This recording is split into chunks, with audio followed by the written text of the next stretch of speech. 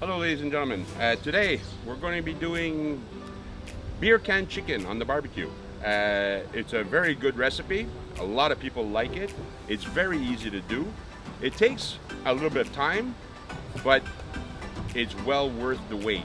We're going to season the chicken, get it on right away because it's the thing that takes the longest to cook.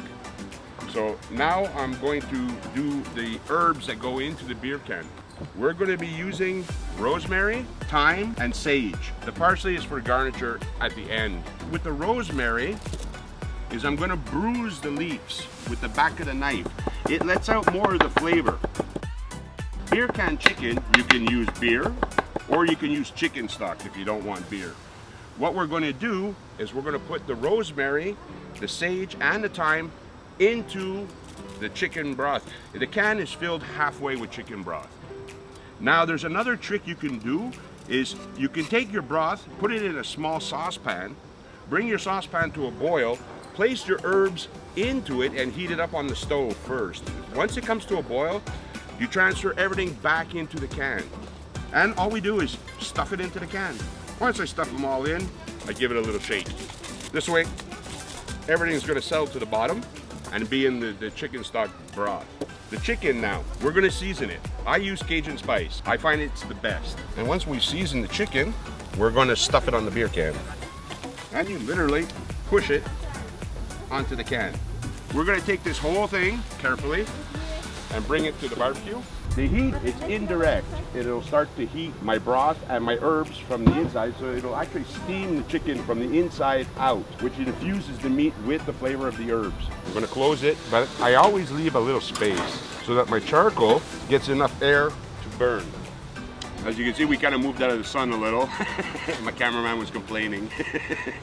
Okay, what we're gonna do, these were fresh carrots. I lightly peeled them and I trimmed off most of the green stem. We're gonna bake them first in aluminum foil, and then after, I'm gonna put them on the grill directly with a little bit of oil and a little bit of seasoning to give it some flavor. Now, I spread them out so that I can season. I use salt, pepper, and garlic powder. And not too much. I give them a little roll so it all gets nicely mixed. I use my olive oil and vegetable oil. I'm gonna drizzle a little bit, give it a little mix, and now we're gonna wrap them up. And all it is a simple foil pack. And these are gonna go on the top rack. I suggest wrapping it twice. It protects your food from burning. And that's our carrots. For the potatoes. Potatoes are simple. What we're gonna do is cut them in half.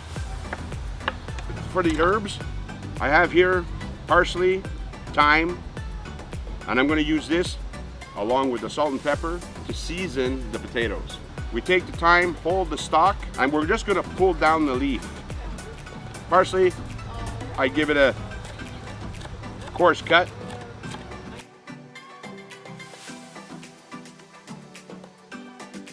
I'm gonna drizzle a little bit of oil, give it a little mix.